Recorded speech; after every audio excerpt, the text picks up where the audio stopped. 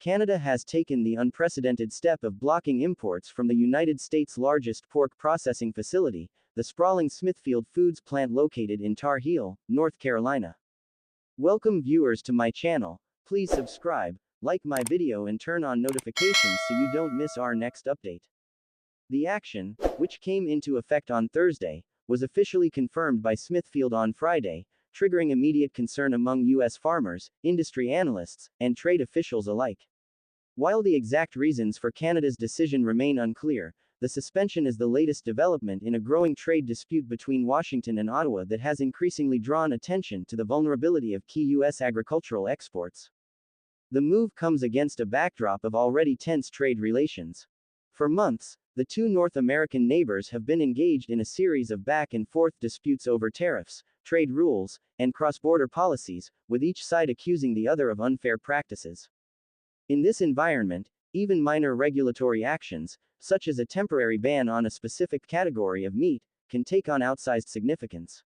The suspension of pork imports from Smithfield has thus been interpreted not merely as a technical trade decision but as a signal of deeper, more systemic friction between the two countries. For the American farm sector, the ban represents a serious blow. Farmers, processors, and exporters across the United States have already been operating under heightened uncertainty as a result of the Trump administration's broader tariff strategy, which has targeted steel, aluminum, and various consumer goods. While these measures were intended to protect domestic industries, they have also raised fears of retaliatory action by major trade partners, including Canada, one of the United States' most significant export markets. Canada's decision to halt pork shipments, particularly from such a prominent facility, underscores the tangible risks that American producers face in a climate of increasingly aggressive trade negotiations. Smithfield Foods, the largest pork processor in the United States and a global leader in meat production, is directly affected. The company has emphasized that it is working closely with the U.S. Department of Agriculture (USDA) to clarify the reasons behind Canada's suspension and to restore normal trade operations. Company spokesman Jim Monroe noted that the issue pertains specifically to a limited number of certain offal shipments, referring to less commonly consumed parts of the pig, such as organs and trimmings, which are often destined for international markets. Monroe declined to provide further details, leaving speculation as to whether the suspension stems from regulatory concerns, logistical issues, or broader political factors. According to USDA records, Canada formally blocked imports from the Tar Heel facility starting Thursday. The USDA has not yet offered a public comment, leaving questions about whether the measure was purely technical in nature or influenced by broader trade tensions. While the U.S. government has sought to downplay the immediate economic impact, industry analysts caution that any prolonged suspension could have far-reaching consequences, given the scale of the facility and its centrality to the U.S. pork supply chain. The timing of the Canadian ban is particularly notable. Just one day prior, President Donald Trump had announced a temporary exemption for Canada and Mexico from the 25% tariffs on steel and aluminum imports that had been imposed earlier in the week. This exemption, linked to ongoing North American Free Trade Agreement (NAFTA) negotiations, was intended to last 1 month while longer-term trade arrangements were discussed. Yet despite this diplomatic gesture, Canada's decision to halt pork imports highlights the fragility of even carefully calibrated trade compromises. Canada has historically been one of the most important markets for U.S. pork. Government data show that last year, Canada ranked as the 5th largest export destination for American pork products. Although shipments experienced a modest decline from previous years, the total value of exports remained around $850 million. This figure represents far more than a statistic. It reflects the livelihoods of thousands of American farmers, transporters, and processing workers who depend on consistent Canadian demand to maintain market stability and price equilibrium. American pork is also deeply embedded in the Canadian market. Joe Schul, spokesman for the U.S. Meat Export Federation, pointed out that Smithfield's products and other U.S. pork brands are widely sold across Canadian grocery stores, restaurants, and food service establishments.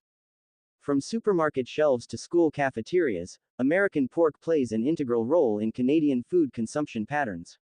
Any disruption in supply therefore has a ripple effect that extends beyond producers to Canadian consumers, potentially influencing product availability, pricing, and the broader food ecosystem.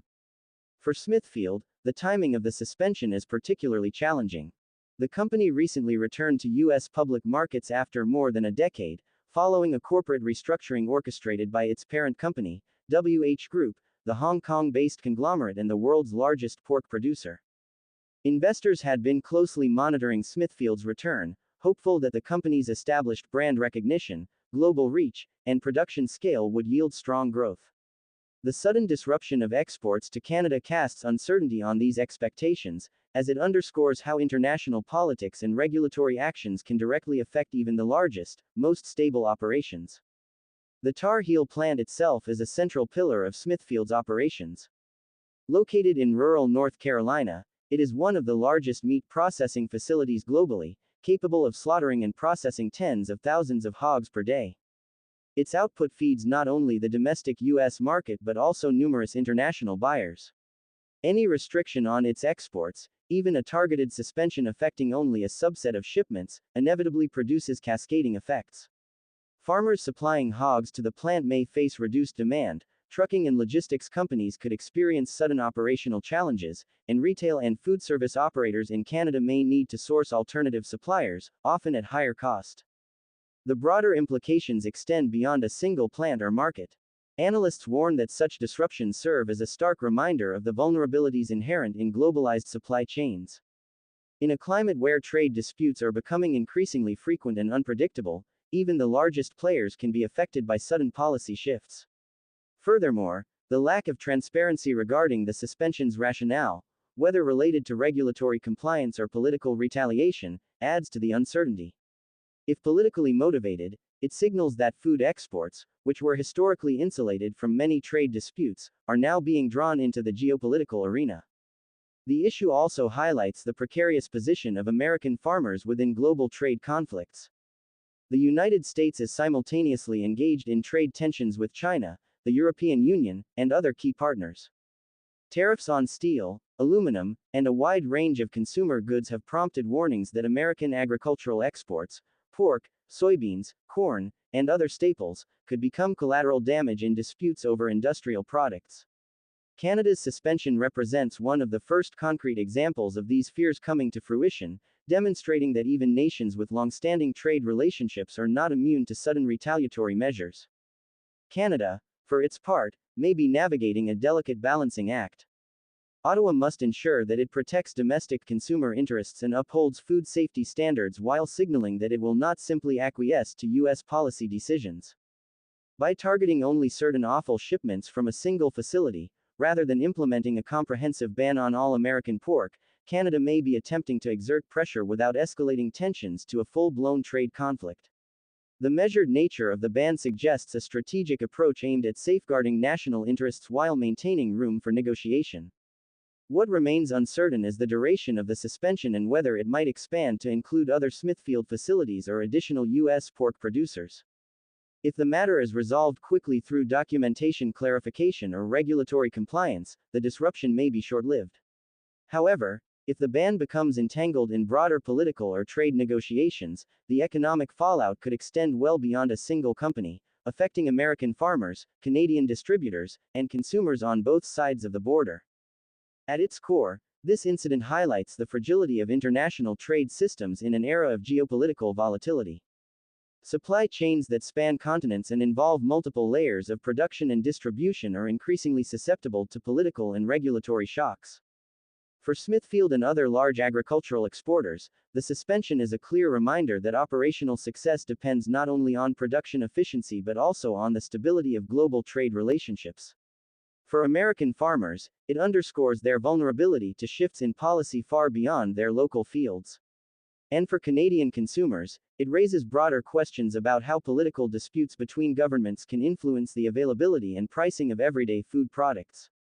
As discussions between the United States and Canada continue, the resolution of this suspension will likely be closely monitored by trade analysts, farmers, investors, and policymakers.